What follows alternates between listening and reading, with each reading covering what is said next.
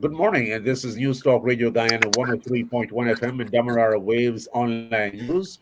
We are pleased to bring you this discussion. As you know, yesterday was World Diabetes Day 2021, and a number of officials and non governmental organizations fanned out across Guyana to bring greater awareness to this non communicable disease.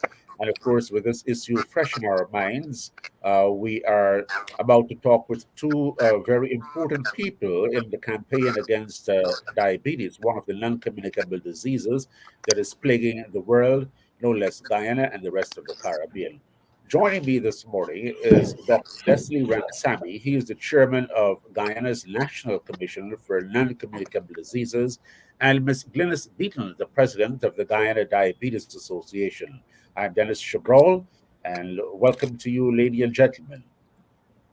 Thank you. Thank you First of very all, much, Dennis. a brief overview of where Guyana is as far as diabetes is concerned. Doctor, national perspective from you.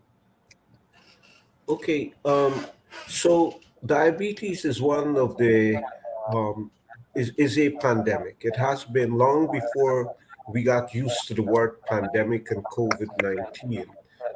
Diabetes has been a pandemic for many decades. In Guyana itself, approximately 10% of the adult population are living with diabetes right now. So, on that basis, even though we may not be able to identify all of them at the moment, there are approximately 60,000 people that are living with diabetes in Guyana. This is not unlike the rest of the world, because in the rest of the world, approximately 11% of the adult population are living with diabetes. We also know that in Guyana, type 1 diabetes, which is mainly among the children, there are approximately 170 children that are living with diabetes, type 1 diabetes. Um, and in terms of mortality, um, diabetes usually rank between 4 and 6 in terms of the leading causes of death. That's direct death. It might be that there are other complications, and I suspect that with COVID 19, um, that number could change because one of the leading comorbidity for COVID 19 deaths has been diabetes. And this is across the world. So that is the situation in our country. And so some of the complications also for renal disease, for heart disease, cardiovascular diseases, for loss of sight, certain neuropathy problems, they're all linked to diabetes. And whilst we can claim some success in terms of, say, amputation, diabetes is one of the leading cause of amputation outside of accidents and so on. Whilst we can claim that we have reduced the numbers um, over the years because of a very active foot care program, it is still a major problem in our country. And one last point where we are, Ghana, Trinidad, Haiti rank among the countries in the region um, with the highest diabetes related mortality. So it's a major problem for Guyana. And I suspect that at least 10% of the health expenditure in this country um, would be linked to to diabetes. I think that's Ms. an Beaton, overview. in your outreach, when you go out and you talk with people who are not diabetics as well as those who are diabetic, what do you tell them is this disease all about?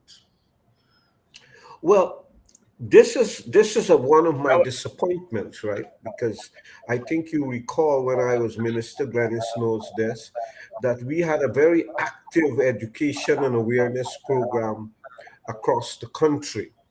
And I've noticed that in recent years, that very active, aggressive education and awareness program um, is a little bit on the low side.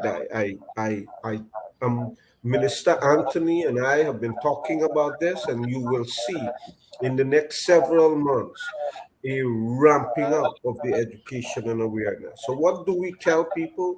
Clearly, when you go out, in spite of this thing being with us for decades and for hundreds of years, people still have sometimes very little knowledge. And so one lady came up to me yesterday. This is a lady who had amputated toes and asked me, "What's this thing called glucose?"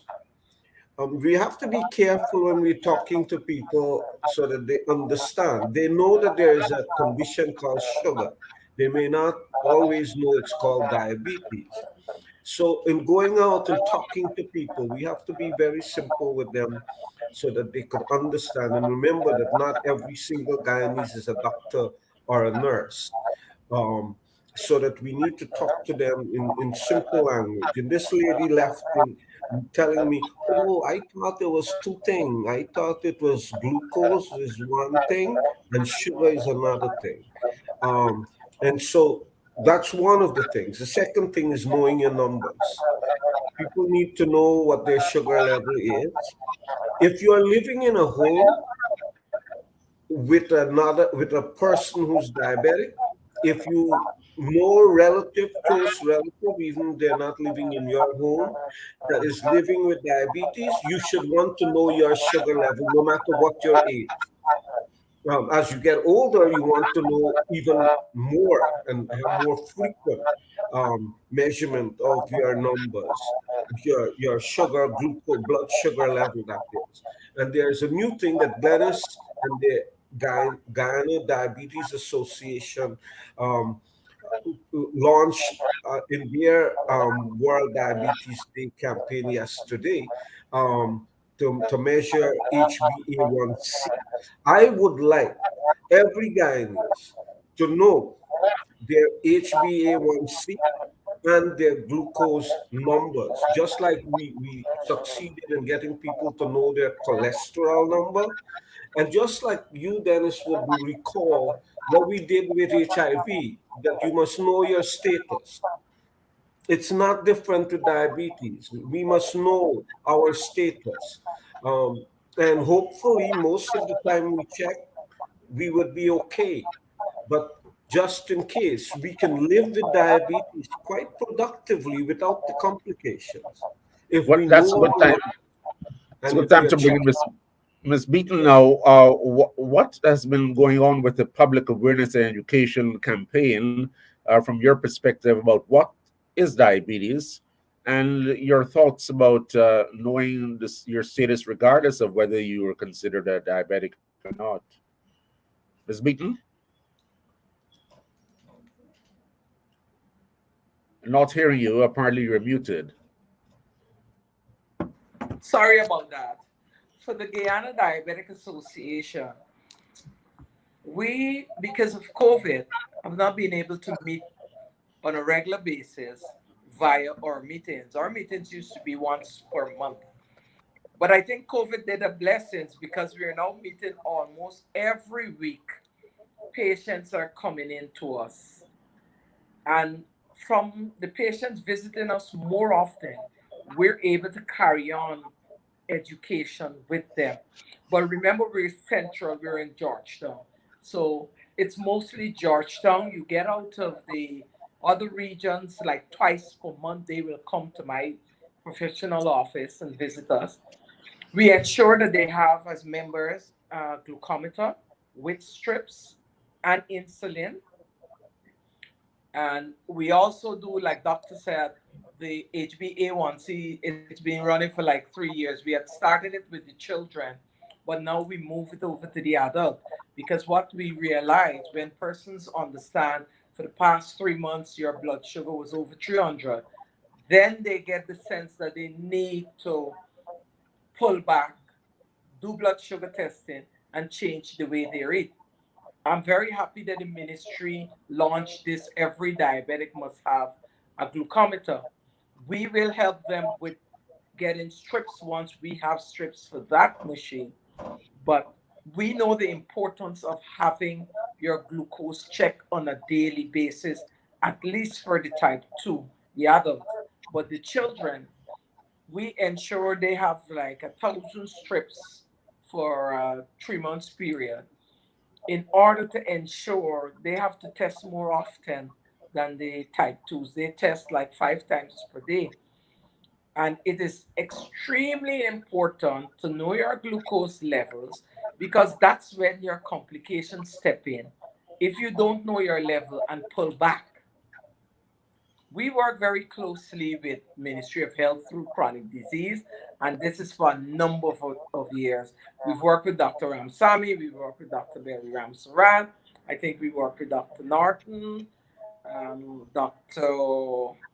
Yeah, non-doctor, sorry, the other ministry. But we keep a very close relationship with Ministry of Health through chronic disease. And yes, we did have a very robust education program going, and for some reason it died down. But Dr. Kavita Singh was one that really pushed. I can tell you, I did diabetes education since 2005, and we have been able to get ministry to send a doctor to the scientific session with us, to IDF sessions. So we have a very good relationship with that, and I'm looking forward to it ramping back up so that the latest technology, the latest education, the latest medication out there that the Guyanese can benefit. They are benefiting because we get donation on the branded insulin, and so the doctors are able to help.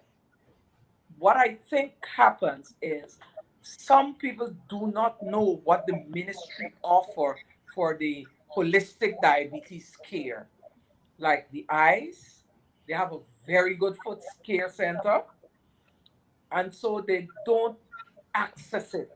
So patient members or diabetic patients need to understand what's available in the ministry. There are things available that they can access, but they do not know. So we really have to run that education back again, Dr. Ramsamy. Okay, this is just a good time to remind us that you're listening to a live discussion on the status of diabetes in Guyana, what exactly you need to do in terms of prevention and care. The program comes to you with the compliments of SVS Pharmacy for a wide range of glucometers and diabetic supplements, over the counter and prescription drugs. SVS also supplies beauty care and baby products. Visit SVS Pharmacy, Block C, Rob Street, GPO Building, Georgetown. Telephone number 225-8690. It's a good time now, Dr. Ramsamy, for you to tell us how have you been working along with the association in supporting the work of that association, and also quickly, any plans to have, through the commission, education, whether formal or informal, at the school system about what is diabetes and what needs to be done. I do recall decades ago, we had a subject in school called health education. Do you think that this might be a good opportunity to have that subject reintroduced, focusing a lot on these non communicable diseases such as diabetes? Absolutely, because indeed, when I was Minister of Health, we had a very strong adolescent health program at the Ministry of Health, and a counterpart adolescent health department in the Ministry of Education. The Ministry of Education had, in fact, appointed a person um, who was the head of adolescent health, and they still have that person today in the Ministry of Education. And part of the work they did is to upgrade the health education curriculum to include um, awareness of the chronic diseases, including diabetes. We need to return to that place. And in fact, we've begun working with a group of students from the US who are doing their master's and PhD level to start a survey in the school system pertaining to their knowledge, that a baseline knowledge of the chronic diseases and the risk factors. Um, so, in terms of the Diabetes Association, I think it will be a disservice to the people of Guyana if the ministry does not maintain and, in fact, ratchet up our collaboration with the association. It is the leading NGO when it comes to health education on the chronic diseases, and we need to work more aggressively with them. But we also need to work with the ordinary citizen because we are going to win the war against diabetes if we work together. The government could provide the services, but diabetes is a condition where self management is a critical component of an effective care program.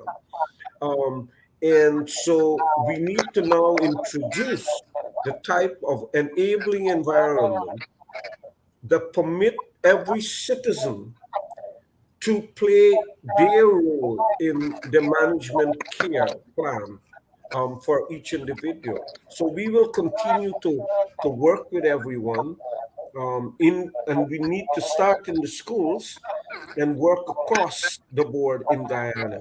So I'm looking forward to working a lot more with Glennis and other groups in the country.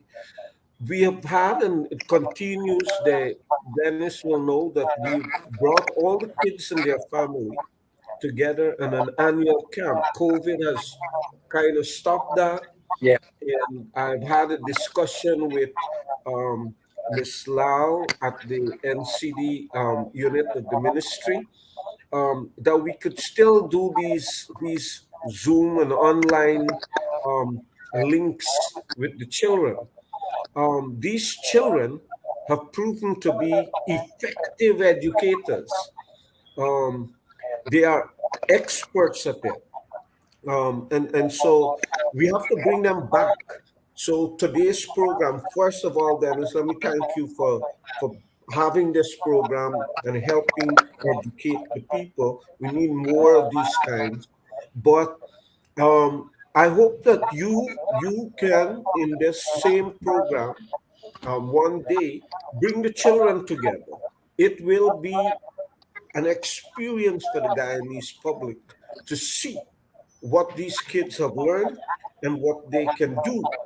And so I should tell you this, that every child and every person living with type 1 diabetes are given a package, a care package that include a glucometer so they could regularly monitor their glucose level, their sugar level. They're given education material. Each is given an insulin pen so that they don't have to use a syringe to inject themselves. Um, Sometimes we do have glitches in the supply chain. Hopefully, we are going to return to a very smooth process and we don't have those glitches. Since I'm at it, I should let you know that more than half of the people that need insulin in the world don't have any access or any reliable access to insulin. In Guyana, the government has invested for everybody to have access to insulin. That's the good part of the story, the good news part of the story. Our our supply chain glitches, however, sometimes make it difficult for people to have access. Um, and so, one of the priority attention that we have given over the last year is to make sure that those glitches don't manifest themselves as frequently as they have in the last few years. Um, when I was minister, I'd introduced a program that there are certain medicine, including insulin, including metformin, the blood pressure medicine, and so are on a special list that there is a daily accounting that we would never be short of these medicines. That system fell apart a little bit, and we are putting it back together. The minister, the PS, and so have been active ensuring that this supply chain issue is resolved. So Guyana is fortunate in the sense that even though we are a developing country, that we have catered for everyone who need insulin to have it. So whilst an investment has been made in that, we now need to make sure that it works effectively, and that people could have their supplies met um, every time, and not having some shortages every now and then. Let's go back quickly to Miss Beaton, and to some extent, Mr. Ramsamy, you can bear us out on this from the science and the scientific research that is being done as far as Guyana is concerned. What are some of the major causes of diabetes among Guyanese? Is it largely genetic or is it lifestyle? Miss Beaton, what have you been seeing? For the type 1s, it's genetic. For the type 2s, it could be lifestyle. I will put lifestyle a little over than genetic because you can control your blood sugar as type 2. You can even prevent blood diabetes as a type 2 through your lifestyle. Sometimes we get very careless and we eat, no exercise, we do things as we want to. And then when the doctor give you a little checkup or something happens, then you realize, oh, I should not have been doing this more than I should have been doing that. I personally, for me, I'm 31 years a diabetic and it was genetic. So I don't want nobody out there hearing this and decide, oh, I didn't give myself diabetes. But in a lot of 80% of the type 2s are preventable. So it has to do a lot with their lifestyle. We get we don't exercise, we eat fast food is multiplying in this country. And so we hit fast food, we don't hit vegetables now. And let's say you get the diabetes, you can have a very healthy life living because I'm a diabetic 31 years and I've never had any major surgeries or any such problem. My vision is 2025. I do my yearly checks. It's not a Caribbean thing to go doing your tests. I don't have dental problems. I don't have heart disease. And if you remember, blood sugar is the entire body. And once you control your diabetes, you get to live a healthier lifestyle and you're able to produce better at work. But if you don't, especially with your lifestyle, and with COVID, remember we were home a lot. So for me, there was a lot more members or and new members that came out with diabetes that was just diagnosed. I don't want to pin it to anything because I haven't done the research, but seeing through people visiting us, it has a lot to do with their lifestyle. Because when we do their HbA1c and we said, look, change the way how you eat. This is what we want you to do for the next 2 weeks. Come back to us and let's see what was happening. 90% of the time, the person come back with a low HbA1c because they took care of their diet. They took care of their meals. And that tells a big story, a big story. And like the minister said, you have to learn to manage yourself. We could give you everything you know, but if you don't manage yourself, we're back to square one. But I can't tell And you much on research in Guyana.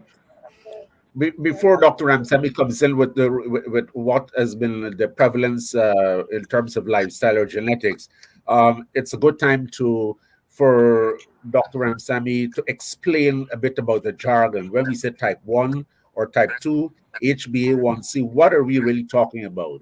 Especially for people who are not diabetics and would like to know a bit more. Okay, so type 1 diabetics are totally reliant on insulin. In type 1 diabetes, your pancreas, there's a special part of your pancreas, it's an organ in your abdomen that no longer produce insulin. They've been attacked um, by the immune cells, for example. Immune cells responding to certain pathogen might destroy that part of the pancreas. I don't want to get too scientific and name the type of cells, but there's something called a beta cell, which is part of the pancreas that are attacked by your immune cells and they're destroyed, and therefore they no longer could produce insulin. And now, unless you get insulin, so before the discovery of insulin, people only live 1 or 2 years with that condition and then they would die. Because of insulin, people could live a whole full productive life, but but but they have to have that supply. Type 2 diabetes, this is mostly seen in adults. Um, so the type 2 is where the pancreas still produce insulin, but not in enough amounts, or they produce defective insulin that don't work optimally, and therefore your body needs additional support to control your blood sugar. Insulin is a hormone that helps your body maintain an optimal level of sugar in your blood. So when you eat too much sugar and the sugar level goes high, insulin helps to bring it down and store it away so that you keep a stable amount of sugar in the blood. And so when your body is not producing it or producing defective ones or so, then you need help, outside help. And that's the medicines that you take. So type 2 diabetics, some will need additional insulin because their condition is so severe that the outside medicine, like metformin, is not enough. And therefore, we help out by a low dose of insulin. Um, so, type 2 diabetics may use insulin or may not use. Most type 2 diabetic can survive with just ordinary oral medicine, like metformin. Um, so that's the difference between type 1 and type 2. One don't produce insulin, and one may produce insulin, but not enough, or defective insulin, or the cells are affected so that the insulin doesn't bind to it. So we need help. Um, so having said that, what is HbA1c? I'm glad you asked that. So when you have a lot of sugar, there's lots of, when we say sugar, the particular sugar in this case is glucose that is circulating in your body, in the blood. Some of it get bounded, attached to your red blood cells. You know, your red blood cells have something called hemoglobin. The hemoglobin in your red blood cells is what bind oxygen and carry oxygen around your body. So what happens is that the sugar, when it's high, attach itself to the hemoglobin. And that's what is called glycosylated hemoglobin. That's your HbA1c. And and when I say know your number, you want your HbA1c to be under 7. Um, because if it is 7 and above, consider yourself at huge risk for kidney disease, eye disease, nerve disease, etc.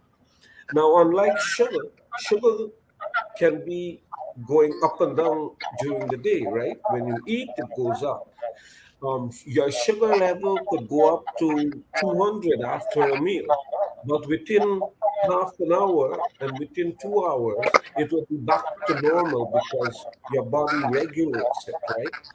Um, so that your sugar level will bounce up and down, but it will stabilize. For somebody living with diabetes, it can be 110 today, and by this right now, and by this afternoon could be 250 if it's not properly controlled. The thing about HbA1c is it's not going to change tomorrow. If it is 7 today, it will remain 7 for a while. Because remember what I said, it's the glucose attaching itself to your red blood cell. And once it's attached, it's non-reversible. And so you have to wait till that red blood cell dies and is replaced for it to go down. And so if it is high, you have to get on a strict diet. You got to make sure you control your sugar level because then it will begin to go down slowly. Um, and within a 3 month period can get back to normal. So the magic number for HbA1c is you want to be below 7. For sugar, you want to be at 110, but if you're diabetic, it I might be see. very difficult. So a lot of people live at around the 120, 130 mark. So this is knowing your numbers. And I hope I've made it simple enough that everybody understands. Yes, and quickly to go back to the earlier question that I posed to Ms. Beaton as well, based on your official figures, what are you seeing as far as the prevalence of diabetes is concerned? Is it more genetic or lifestyle? Lifestyle is the magic thing. There might be genetic predisposition, there are certain things, but there is not an automatic inheritance here. Not because your family have diabetes, you should think it's inevitable that you would have it. Lifestyle is the predominant factor. Yes, there are genetic predispositions for some people, but the major cause is lifestyle, the way we eat. And that is why I have been ranting and raving and railing against the changing of our diet, not just in Guyana, but around the world. Our diet is now dominated by fast food, by ultra processed, high sugar, high salt, high fat, um, high trans fat meals. Look at our imports. It's dominated by packaged food. Look at the imports in the Caribbean. When we talk about 5 to 10 billion US dollars of imports, take a food import. Take a look at what it is. More than half of it is ultra processed diet.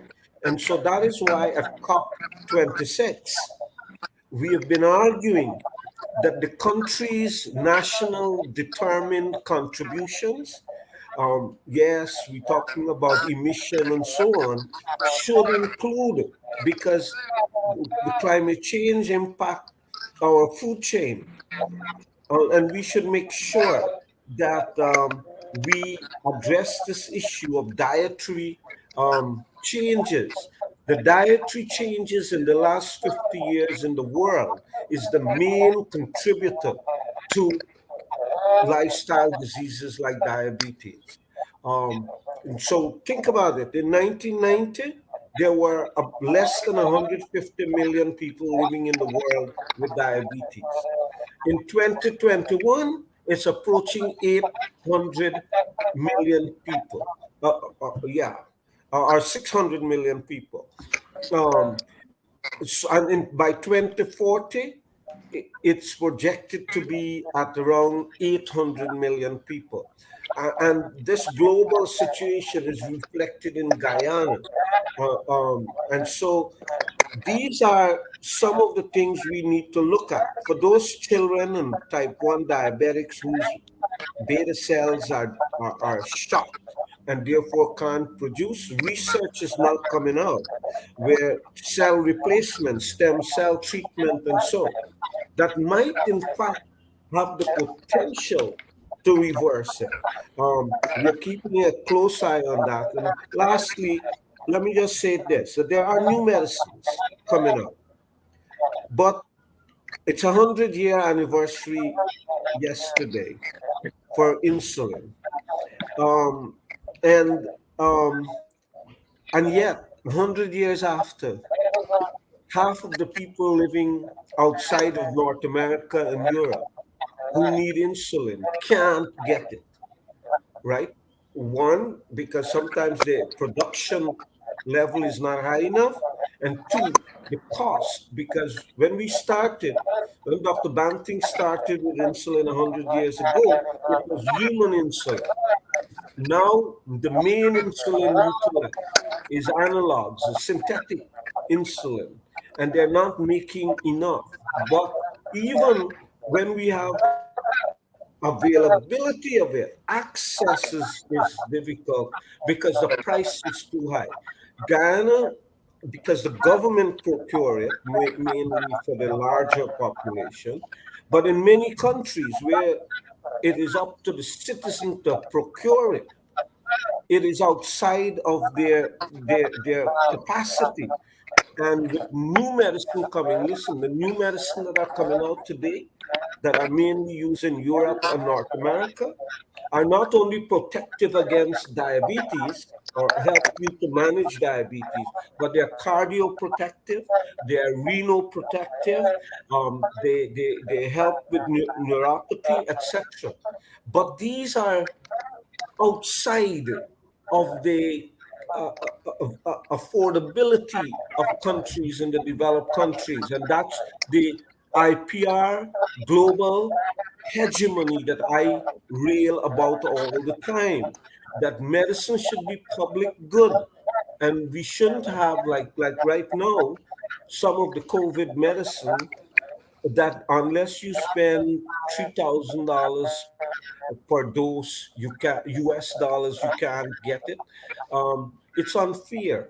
And so some of these new medicine that could change the life of a diabetic that is not available to people outside of North America and Europe is an unfair thing.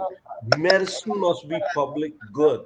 And until the UN, and so got this IPR formula correct, we are going to always be underdog in the fight against these diseases. Okay, before we go to our next question to be posed to Ms. Beaton of the Guyana Diabetes Association, this is a good time to remind you to listening to a live discussion on essentially how is diabetes affecting Guyanese and what can be done to prevent it. This discussion comes to you with the compliments of SVS Pharmacy. For a wide range of glucometers and diabetic supplements, over the counter and prescription drugs, SVS is the pharmacy to go. SVS also supplies beauty care and baby products. Visit SVS Pharmacy, Block C, Rob Street, GPO Building, telephone number 225-8690. Ms. Beaton, you have talked a bit about lifestyle. Dr. Ramsami's acknowledged lifestyle.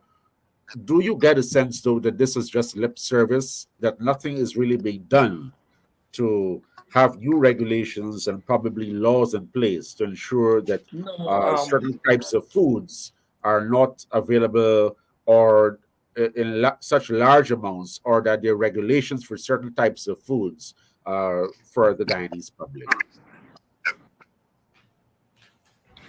first of all, let me say that not lip service. We have seen little changes because people realize that if they change their lifestyle, they get better results with their blood sugar control and they get less hospitalization, they get less complication.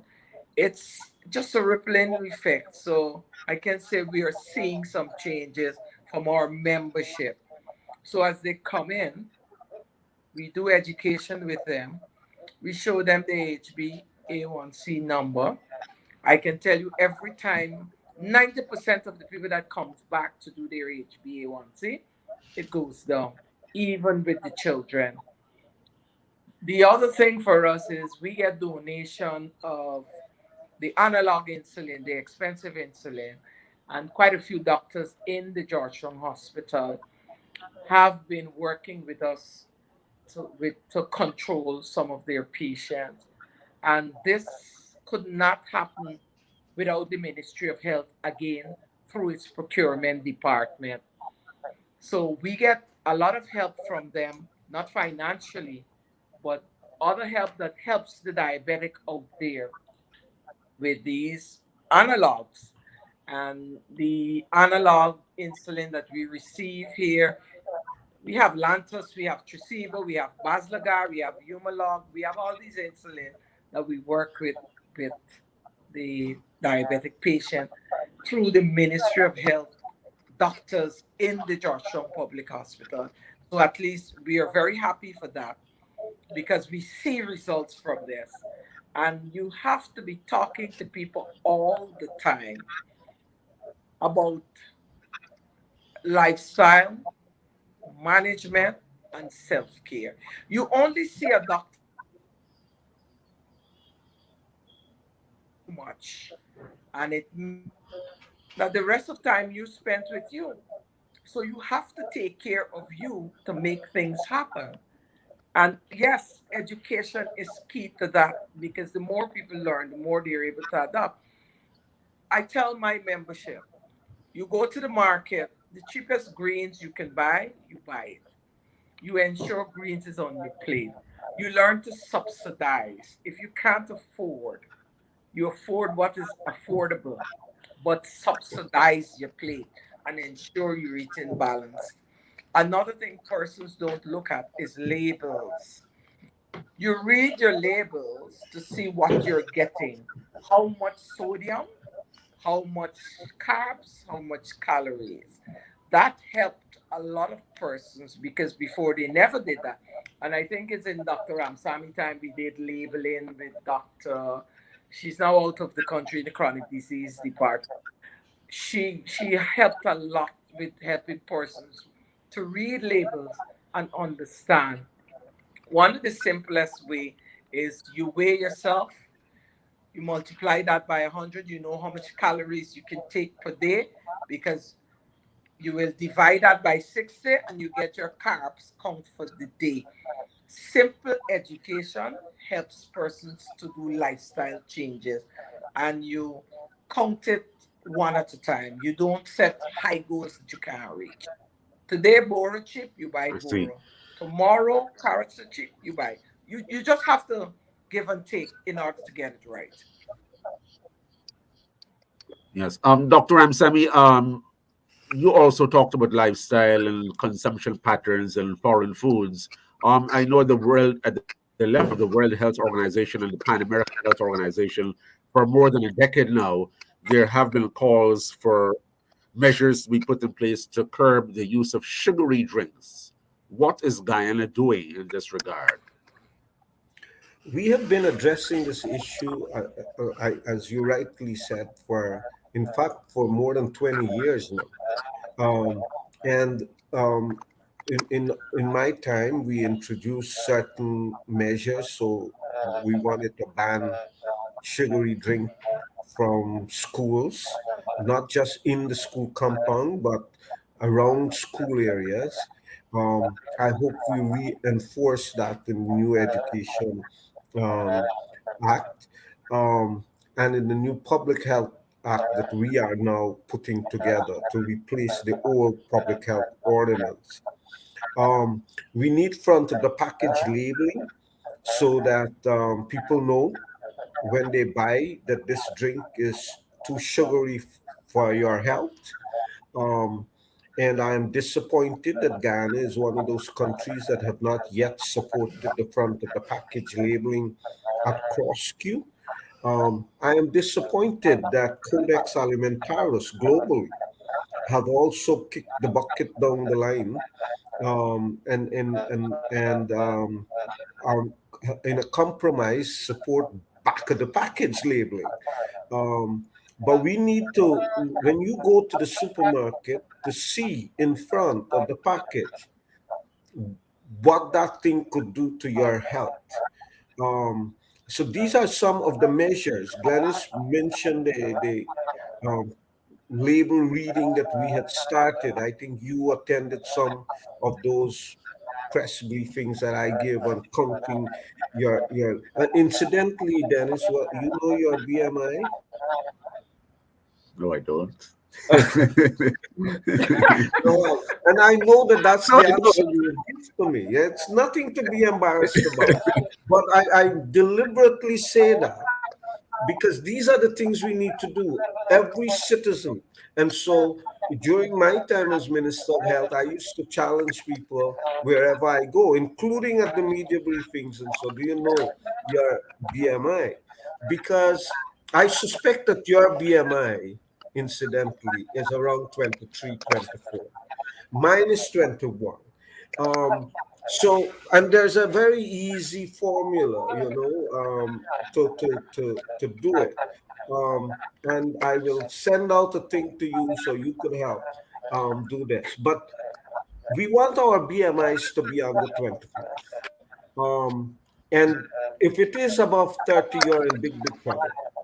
Um, so these are the things that we need to do. Lifestyle is a critical component. That doesn't mean there isn't a genetic component, especially to type 2.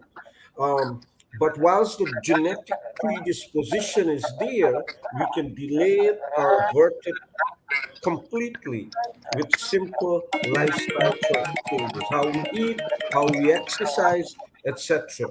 Alcohol is bad news. Smoking is not just bad news; it is catastrophic news. All these lifestyle choices that we make can determine. Um, when do- when do you go hope to put in place these new laws and regulations governing the use of sugary drinks? And are you consulting with the major importers and manufacturers of these drinks? Well, we had started those things and we have to start again. And so, on the front of package labeling, I know that for the last several years, a lot of consultation with corporate entities have been held.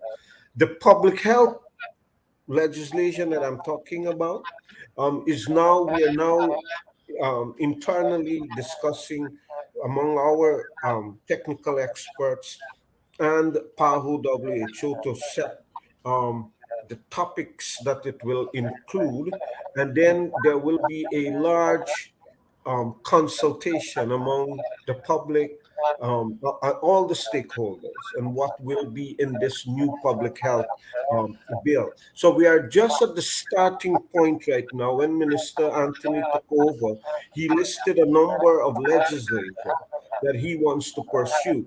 And so we are about to complete the mental health legislation, the transplant bill, a number of other bills that are at the stage of presentation.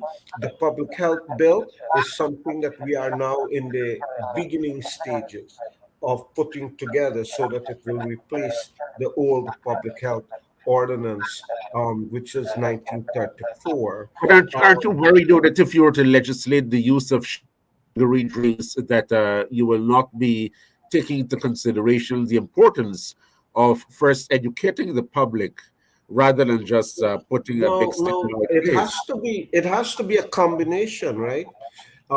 We can't like tobacco. We can't say you can't go buy the thing or you can't produce and sell it. We have to regulate, however, those conditions. Like tobacco, you can smoke, it's your choice, but if you make that choice, there are these conditions. So you can't smoke in a public place. um, Children under 18 can go buy cigarettes. You're not supposed to sell loose cigarette on the street. Some of these things still happen, but at least the laws are there, and we need to have stricter enforcement. The same thing with sugary drink. We are not going to take away the fundamental rights of citizens if they so choose, but we want to make them aware that if you make that choice, these are the dangers.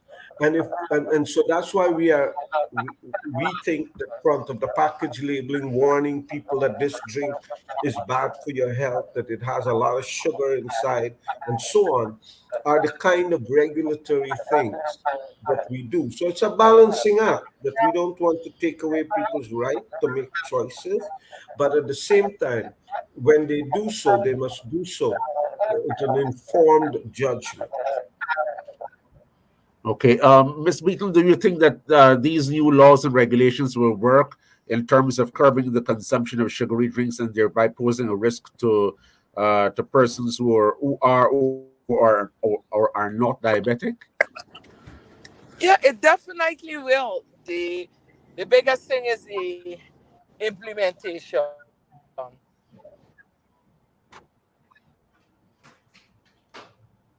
there. It still I remains seem the to have lost you there a individual bit, having Ms. to Beaton. take care of themselves. But this will be at least a deterrent of sugary drinks. Less sugar, and it can help. It will help. It will help. Okay. As we wind down the discussion this morning, quickly to either Dr. Ramsamy or Ms. Beaton, what are some of the symptoms people should look out for to determine whether or not they should actually go to a doctor or to check their sugar level at home? To determine, Well, Janice, first thing, first of all, if they may be diabetic. go ahead, first Janice. thing, first thing is the thirst. Thirsty, urination, eyesight going. At least those are three of the major things. um I like to give an example of someone who was getting sick all the time, 26-year-old, three children, and I think she was hospitalized like 3 times in less than 3 months. And I don't know why they never did a blood sugar test. On the fourth time when she collapsed and she went to hospital, her blood sugar was 500 plus. One of the main things for us in this country, their basic thing when you go to hospital, a blood sugar test must be one of those. Simple. But Okay, I know so most of the people complaining for um, urine steady, thirst. Some people crave for sweets, eyesight. Yeah, eyesight. That happened with me. That happened, and because of my dad, I knew what was happening to me immediately. I might forget one of the symptoms. Trust me. okay, so let me just add to those things. You urinate often. You feeling very thirsty all the time, even though you might drink water just now and you still feel thirsty, dryness in your mouth. Um, you're hungry all the time, even though you're eating. You feel hungry. You feel extremely fatigued um, most of the time. Um, Blurry vision, as Ganesh has talked about, one of the telltales that you might be diabetic is if you get a bruise or a cut and it's taking a long time to heal. Um, it is a good time to check your sugar level. There are weight loss that you get at the beginning. Um, so you're eating and you losing weight, and that's another symptom. Um, Tingling nerves is another one that you will feel. For people who are diabetic, one of the problems with amputation and so is because the nerve is going right, and so you might step on a nail and doesn't feel anything because your nerves are going bad. And that's how you end up with sepsis. That's how you end up with amputation and so on. So these are some of the common symptoms. If you have any of these, especially if you have a family member who's diabetic, even if it's not in your household, don't hesitate. Don't hesitate. Go and check your sugar level. And that's why we are equipping all of our health centers with point of care, that they are able to do a sugar test. And that's why in my time as Minister of Health, the challenge is to make sure that people can go to the health center and get their sugar test done. I think that after all these years now, our focus should be the ability of citizens in their household to be able to monitor their sugar level. Um, Government will not be able to give everybody a glucometer and provide continuous stick level um, for them, but we should make an effort to make this an everyday thing. So for people who can afford it, keep a glucometer home, buy your sticks, and with COVID-19 now, get a pulse oximeter at home. These are things that we can help out with our own care.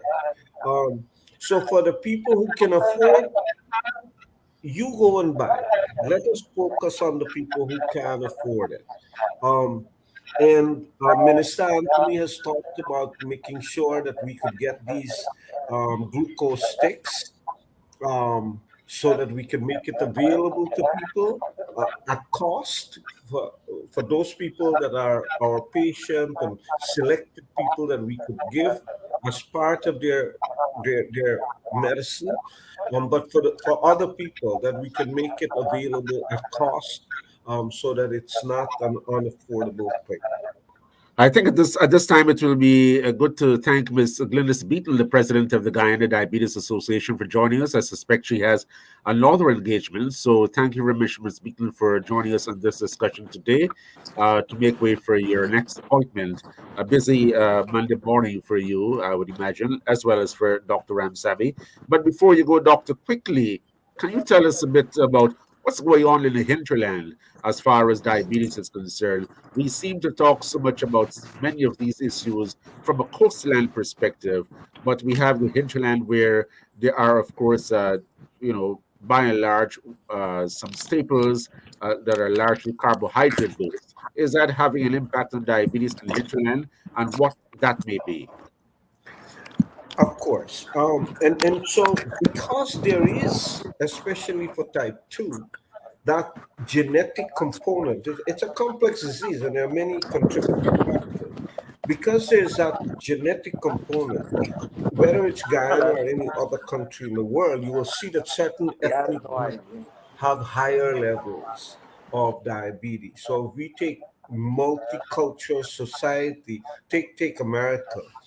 So the Afro American, the Black American population, Asian population, and so have higher diabetic rates than say the Caucasian. Um, in Guyana, when I first returned from America in 1989, I was told that Amerindians don't get diabetes. Um, and yes, the prevalence rate is lower.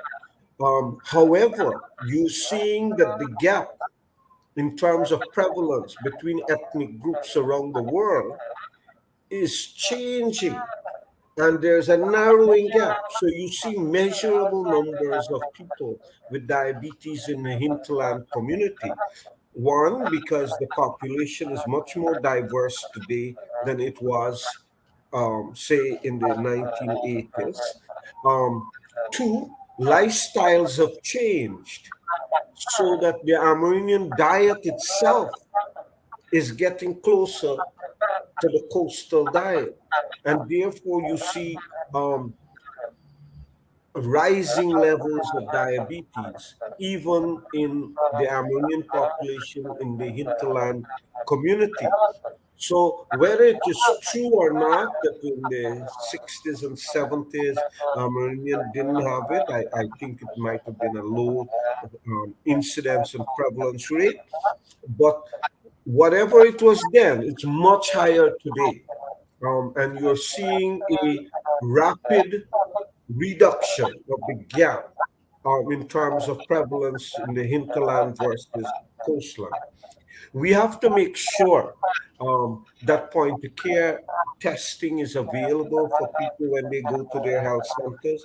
Listen, if there is a pregnant woman going to the clinic and is not getting a sugar test every time they go, then our delivery of service is not meeting the standards that the government has articulated.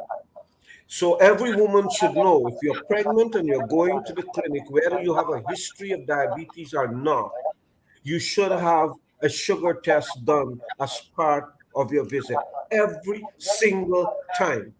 And that is true for the hinterland as it is true for the coast. You should have a minimum of 3 or 4 HbA1c done in a year or during your pregnancy. You should have at least 3 HbA1c measurement done. These are part of the standard treatment protocol. And yes, we have had times um, in the past few years where for HbA1c, it's a new thing that was introduced during my time. And so, whilst the right things are being done or on paper, sometimes the efficiency and effectiveness of these have some road to travel. Um, but I'm saying this to people because this is the pressure we need to put on the system. If you know what you should have, then the system will function better. But so whether you live in the hinterland or on the coast, if you are pregnant and you're going to the health center, a diabetes test is an obligation of the service. HbA1c at least 3 times during your pregnancy. Every citizen that go to a health center should have their BMI done. These are the type of things that we need to do. For elderly people that are going to the health centers, their sugar level should always be evaluated. Um, these are not things that are options that the healthcare providers have.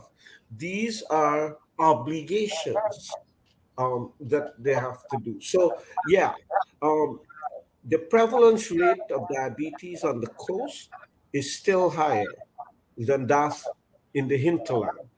But the gap that existed in the 70s and 80s is narrowing. So there are measurable numbers of people living with diabetes, um, including in ethnic groups that used to be thought of as not vulnerable to diabetes. Our lifestyle is eliminating any kind of genetic advantage that we may have had. So, Dr. Ramsamy, thank you very much for joining us in this discussion, as well as I'd like to thank Ms. Glynis Beaton, the president of the Guyana Diabetes Association. I know that she is pretty much on the edge of leaving us. She did stretch her presence here right down to the end, so we're grateful for that because both of you have a busy morning. And I'm sure this discussion here has provided a great wealth of knowledge to our listeners and viewers about the subject of diabetes, yesterday being World Diabetes Day. So, once again, thank you very much for joining us. And just a reminder, the program came to you with the compliments of SVS Pharmacy, located here on Rob Street. It has a wide range of glucometers and diabetic supplements, over-the-counter prescription drugs. SVS also supplies beauty care and beauty products. Visit SVS Pharmacy, Block C, Rob Street, GPO Building, Georgetown. Telephone number 225-8690. Again, thank you to Ms. Beaton and Thank Dr. you. Ramsay. Thank you, Thank you, Dennis. Dennis. Have a great day. Bye bye. You too. Bye.